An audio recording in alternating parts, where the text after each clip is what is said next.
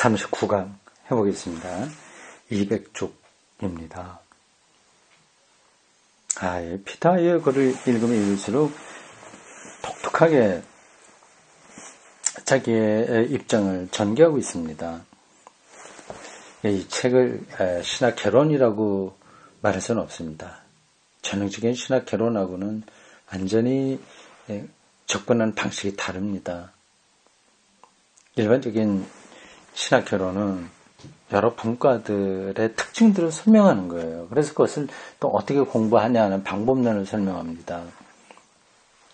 성서신학, 그 안에 구약과 신약이 있다. 구약을 공부하기 위해서 그 고에 대한 공부가 전제되고 뭐 등등 이렇게 하는 겁니다. 그리고 구약 성서 연구를 위한 역사 비평, 편집사 비평이 뭐냐 그런 것도 공부하는 거죠. 그리고 그 구약 신학에 해당하는 커리큘럼이 어떤 것이 있냐 하는 것도 이제 다루는 겁니다. 근데 여기는 전혀 그런 거 없어요. 이 시각이 통시적이라고 할 수 있습니다. 전체를 묶어서 자신이 보는 신학을 규정하는 겁니다.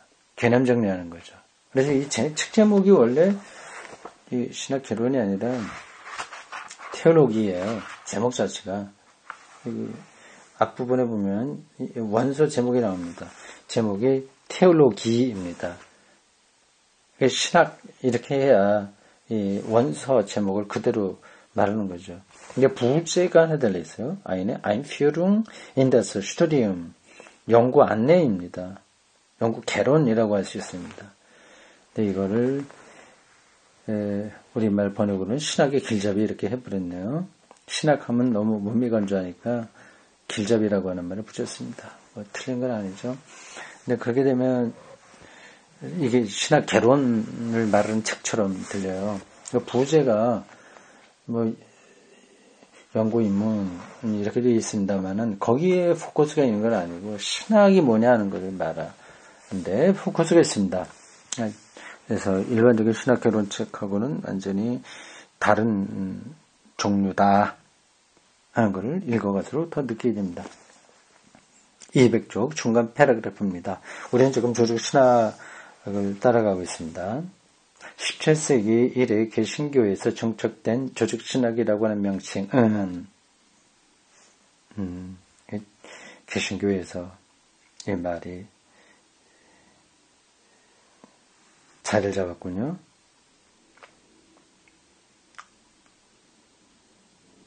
정복의 사고에 기초한 이러한 체계 개념에 비교적 무비판적으로 동조했다. 체계를 세워서 그걸 우리가 파악할 수 있다고 하는 체계 개념이죠. 조직신학은 신학의 기본 원칙에 따라서 정연하고 온전하게 그리스도께서 가르침을 전개해야 했다. 현대적 형태의 체계적 장악을 살펴보면 알 수 있듯이 이러한 체계화의 의지, 한 도표로 모든 것을 체계화시키는 것으로 보면 됩니다. 체계화의 의지, 권력 의지의 이러한 학문적 형태는 과학 기술적 정복에 의해서 사회와 자연이 황폐화되고 파괴되었음에도 불구하고 오늘날에도 완전히 극복되지 않았다. 특히 계몽주의 시대의 스콜라 신학은 이게 가톨릭의 중심 신학이죠. 2차 세계대전에 이르기까지 합리주의적이고 지적 제국주의적 방법론을 무의식적으로 따랐다. 유럽 중심적인 사고방식입니다. 자기들이 주체고 동양은 객체가 돼요. 그래서 오리엔탈리즘이 돼버리고 맙니다. 이 방법론이 체계를 강제했기 때문에 체계를 강제했기 때문에 교리들이 모든 지식을 신적 진리의 관점에서 파악하고 평가하는 신학의 원리들로 확정되었다. 이 체계적 신학은 성서 주석과 유리되었고 자기 논리에 의해서 굴러가게 되는 거죠. 독자적 세계관을 발전시켰다. 스콜라주의를 비판하는 라너 신학도 카톨릭 신학의 대표적 현대 신학자입니다. 물론 돌아가셨어요. 20세기 활동했던 분입니다. 칼바르트와 같은 시대, 이건 조금 뒷세대이죠. 신학도 이러한 숨겨진 체계의 강제에서 완전히 벗어나지는 못했다. 그런 모든 교리들을 그 교리들 속에 있는 선험적 원리로부터 설명하고, 선험적 원리, 경험 넘어서 아프리오리하다는 거예요. 어린아이들이 어머니에서 나오면서 젖을 빨잖아요. 그건 이제 선험적인 거죠. 배워서 되는 게 아니란 말입니다. 아니, 그런 선험적인 원리가 있다는 거죠. 그래서 설명하고, 교리들을 모든 현실과 관련시켰다. 주로 신학에는 이러한 우려가 없지 않아 있습니다. 개신교 신학자 볼파르트 판넨베르크의 역사 신학도 이러한 체계적 강제에서 완전히 벗어나지 못했다. 드디어 여기 처음으로 제가 전공한 판넨베르크가 나오네요.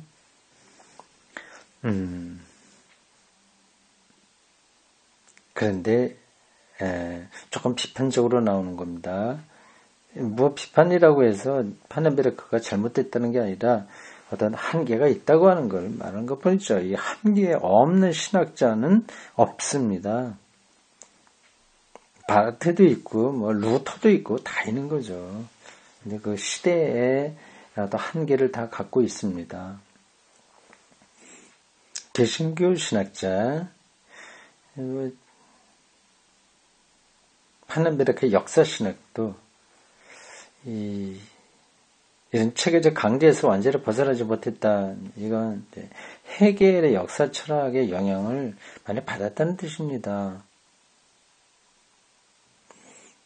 이거 그게 뭐냐 하는 걸 파고 들어가려면 복잡해서 안 됩니다. 역사시나 판넨베르크의 역사시나 이것도 이런 체계를 세운다는 헤겔의 역사 철학의 자장으로부터 완전히 자유롭지는 못했다. 그렇게 보네요. 죽은 자들 가운데서 살아난 예수의 부활에서 역사의 종말이 앞당겨 일어났으며 이제 우리는 모든 것을 그의 종말로부터 파악할 수 있다는 관념으로부터 모든 역사의 총체적 의미를 재구성한다. 이게 이제 판넨베르크가 얘기하는 핵심이거든요. 이게 하나의 체계로 작용한다는 거죠. 그거를 이게 선험적으로 작용을 하니까 문제가 있지 않냐 하는 거죠. 근데 따지고 보면 이게 따지고 본다고 할까? 아니면 기독교 신학이라고 하는 걸 전제한다면 이런 거 없이 이런 전제상 없이도 신학 활동이 가능할까 하는 생각이 들어요. 그런 전제가 없다면 신학이라기보다도 종교학으로 떨어질 수 있지 않냐 하는 거죠. 하여튼 이런 데서 신학자들끼리의 작은 차이들을 볼 수 있습니다. 체계의 강제에 대한 이런 언급들은 통일적 사고에 대한 정당한 관심, 우리의 상황에 대한 과학적 처리의 필요성, 그리고 이론적 호기심을 부정하려고 하는 게 아니다. 그러나 자신의 방법론적 이해관계를 밝히지 않는 이런 폐쇄적 체계 개념은 오늘날 체계적 신학 연구를 위한 충분한 근거가 되지 못한다. 오히려 그런 폐쇄적인 체계들을 통해서 처음에 언급했던 근본 문제들이 더욱 부각된다. 결국 그렇게 되면 이런 체계적 신학을 대체하려는 목소리가 높아지지 않겠냐 하는 거죠. 자, 명제 7에서 9까지 요약을 좀 보겠습니다. 명제 7, 체계는 집단들의 실질적 질서뿐 아니라 그 질서의 언어적 파악을 의미한다.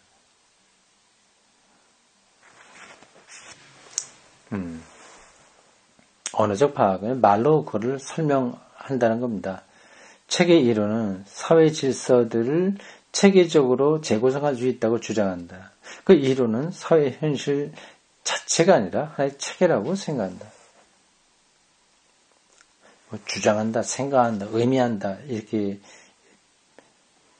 표현되어 있습니다. 그래서 이게 피터 아이어의 생각인지 아니면 그가 비판하려고 했던 체계에 머물러 있던 사람들의 주장인지가 좀 헷갈릴 수 있어요. 아니 그건 전체적인 맥락 가운데서 여러분들 읽으시면 됩니다. 이제 그래 이론을 요거 세 번째 문장으로 보면 이게 피터 아이어의 생각인 거죠. 이론은 현실 전체가 아니라 재구성하려고 하는 것들은 그냥 하나의 체계에 불과하지 현실 전체는 아니다 하는 거죠. 뭐 그거를 부정할까요? 파넨베르크가 그걸 부정할까요? 부정하진 않을 거요. 명제 8. 체계적 사고의 이런 주장은 모든 현실을 학문적 이성의 수준에서 처리할 수 있다는 근대적 원리로 소급된다. 체계적 개념을 향한 이런 의지는 전 지구에 대한 유럽의 경제적, 기술공학적, 이데올로기적인 무자비한 정복을 반영한다.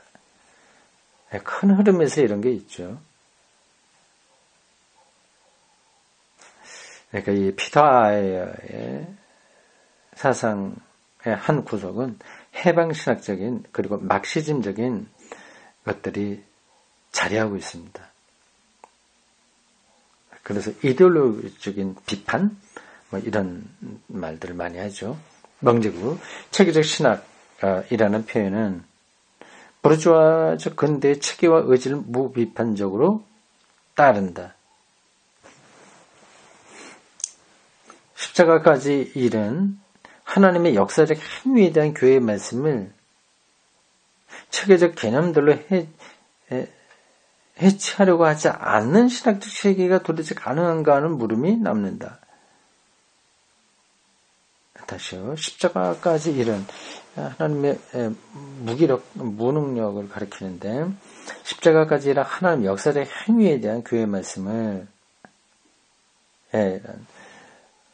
무죄한 자의 고난에 대한 교회의 말씀을 체계적 개념들로 해체하려고 하지 않는 신학체계가 도대체 가능한가 하는 물음이 남는다.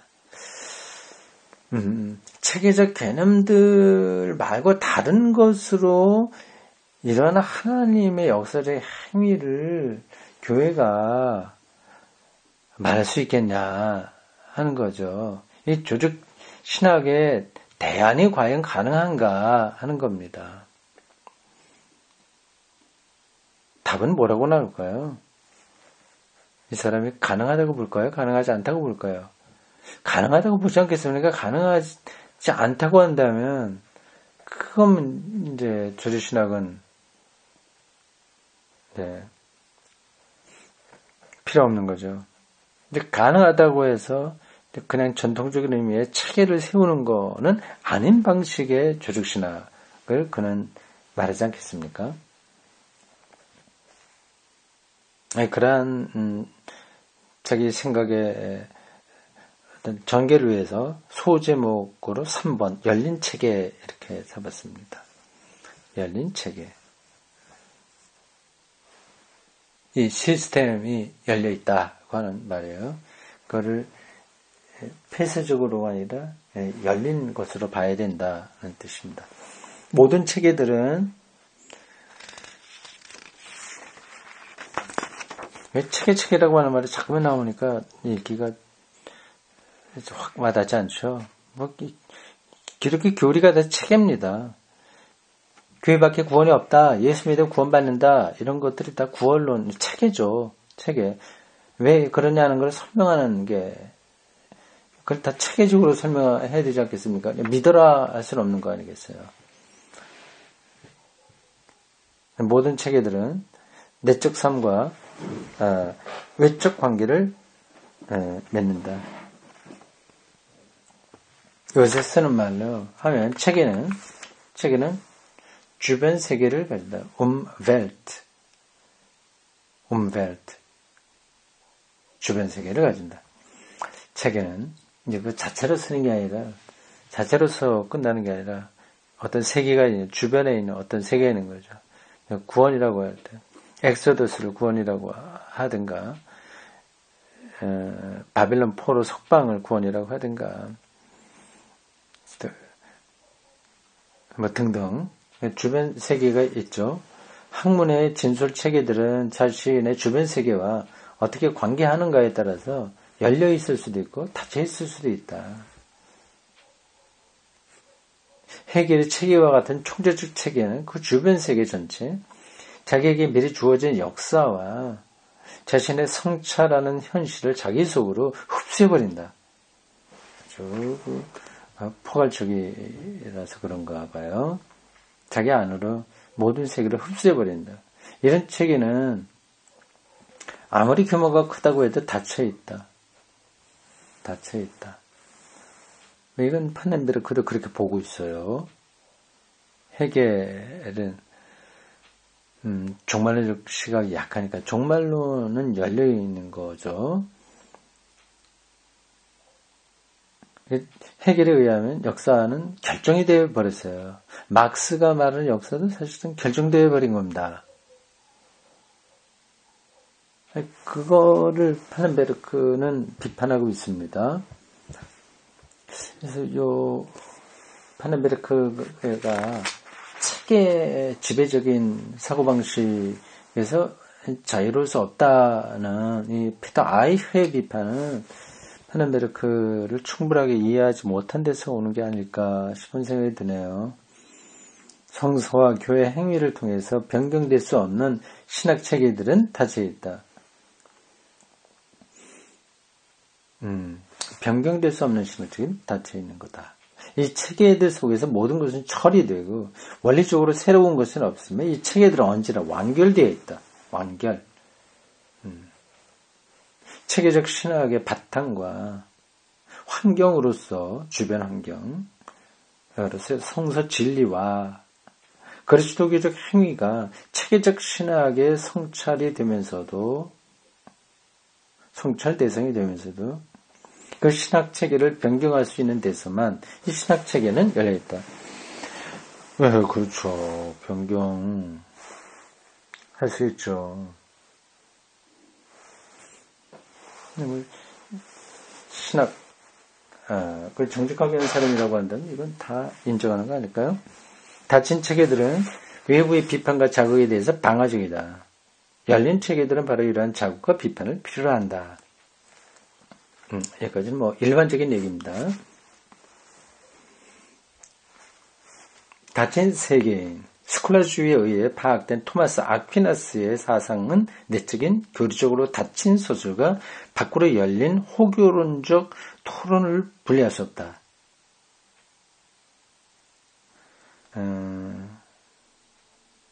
호교론은 기독교를 옹호하는 논리거든요. 자, 교의학은 교리를 체계적으로 설명하는 학문입니다. 도그마틱 교의학과 호교론의 분리는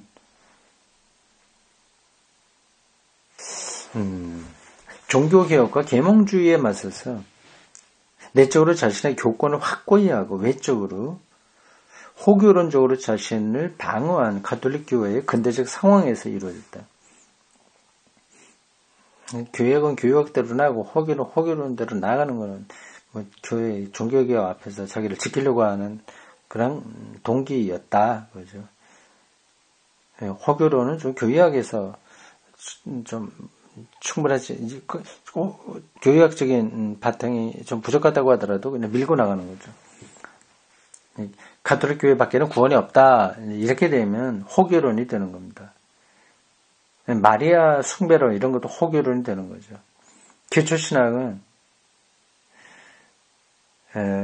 괄호 안에 놓인 교의학 앞에 붙인 플러스 기호나 마이너스 기호에 대해서 논해야 한다.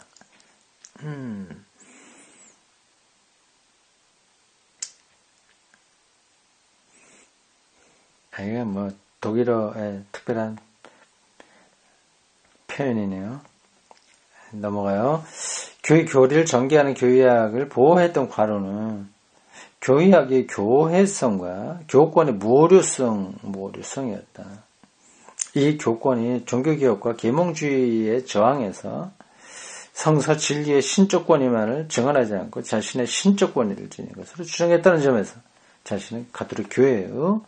그리고 이 교권이 자신을 심판하고 가르치는 계시만을 증언하지 않고 성직 교권을 지닌 자기 자신을 계시로 믿겠다고 하는 점에서 교권에 기초한 교의학은 교리주의적이고 매우 폐쇄적으로 되었다. 가톨릭 교회에 대한 냉정한 그리고 냉혹한 비판이네요. 조직신학의 범세계적인 갱신 2차 바티칸 공회에서 1960년대에 일어났던 가톨릭의 개혁적 공회입니다. 그래서 교권주의의 개방 그리고 조직신학에 대한 학문 이론적 토론이 이처럼 닫힌 사고 체계를 주변 세계를 향해 열어놓았고 그때 이후로 미사 드릴 때도 자기네 나라 말로 드리게 됐죠. 그리고 개신교를 형제라고 부르기 시작했죠. 등등입니다. 교의학의 질문들과 기초신학의 질문들을 새롭게 맞물리게 해야 했다. 하나님에 대한 긍정적 진술은 자신의 진위 문제를 시대 비판적 이성의 토론 광장과 교회 공동체 앞에 제기해야 했으며 따라서 기초신학적으로 돼야 됐다.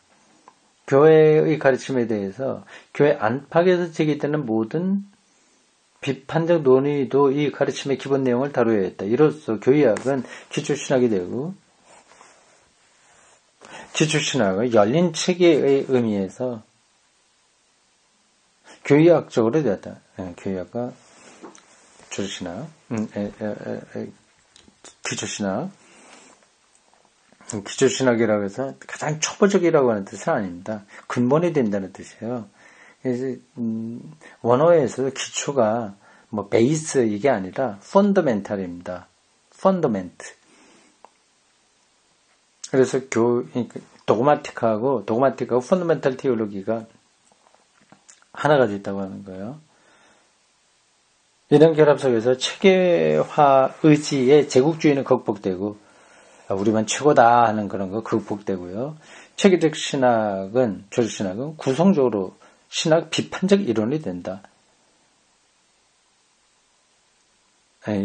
구성적으로 뭐 내용적으로라고 해도 좋아요. 신학 비판적 이론이 된다. 조직신학이 신학 비판적 이론이 된다. 자기들 호교론적인 데 머물지 않고 근본에 대해서 비판하는 이론이 된다. 그 얘기죠. 그게 제2차 바티칸 공회에 의해서 스콜라주의 신학이 극복되었다는 말입니다. 그러면 그런 체계가 무엇 때문에 필요한가?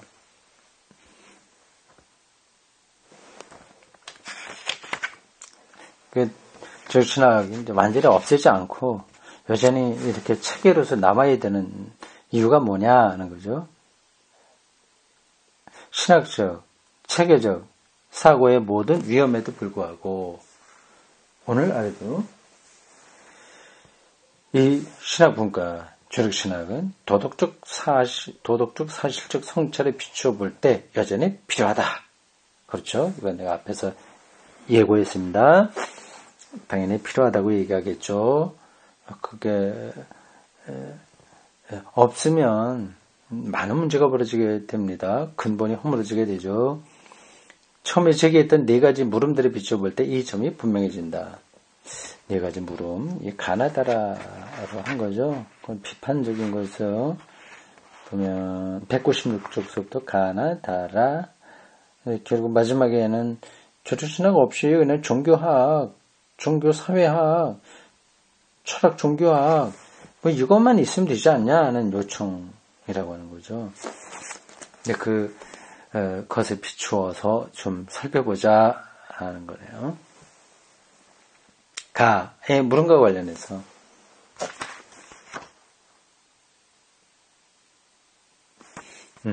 다시 반복하지 않겠습니다. 가의 물음과 관련해서 답하겠습니다. 이렇습니다. 특별한 은사를 통해서 개인들에게 주어졌던 영들을 분별하는 일, 고린도전서 12장 10절도 바울에게는 영적 삶에 속한다. 은사론이죠. 왜냐하면 모든 신앙적 영감은 바울이 고린도에서 이미 경험했듯이 영적으로 충만한 삶과 상응하기 때문이다. 도덕적으로 말해서 신학 성수의 언어로 표현하지만 주님에게 속했는가 아니면 악마에게 속했는가를 판별하는 규범적 표준에 대한 논의는 모든 종교적 자세를 위태롭게 하는 열광주의 때문에 필요하게 되다. 열광주의인 거예요. 방언하는 것 자체가 문제가 아니다. 열광주의의 위험성입니다. 그리스도의 활동적 사랑 안에서 인식되는 하나님에 대한 신학적 가르침은 내용적 필연성을 입증할 수 없고 단순히 실용적 필연성을 입증할 수 있을 뿐이다. 실용적 필연성, 내용적 필연성 두 가지가 지금 대비되고 있어요.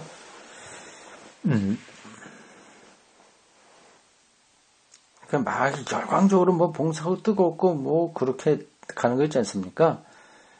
그렇다고 해서 이게 옳은지 그걸로 보고 모르고 그게 이제 도움이 되긴 된다. 힘있게 살아가는데 실용적으로는 좀 필요하긴 하다. 뜨거운 사람들 있지 않습니까? 신앙생활에서. 뭐, 즐겁게 신앙생활 하잖아요. 실용적인 거죠. 신앙의 실행 속에서 내포된 내용들의 체계적 합리화. 이 내용들, 이단들에 대한 내적 논쟁에서 새로운 문화 위기와 행정 위기에 대한 선교적 대결과 정치적 적응에서 그리스도교 신앙에 대한 교리 문답 교육에서 그리고 끝으로 기독교 교육을 위한 대학교의 연구에서 비로소 필요하게 되었다. 근대에 이르러 진리, 알레테이아 헬라어로 그렇습니다. 알레테이아, 독일어로 나왔겠죠. 진리, 바하이트예요. 바하이트, 독일어, 알레테이아 헬라어, 트루스, 영어. 근데 이르러 진리가 학문적 형태로만 확증됨으로써 신앙 학문적 체계도 그 나름으로 기여를 하게 되었다. 뭐 복잡해. 그러나 이 체계적 신학 연구는 그 자신을 위해서 있지 않고 가르칠 뿐만 아니라 실행해야 할 예수 그리스도의 진리를 입증하기 위해 있다는 것을 교묘하게 기억해야 된다. 닫힌 체계들은 그 진리를 입증할 수 없다.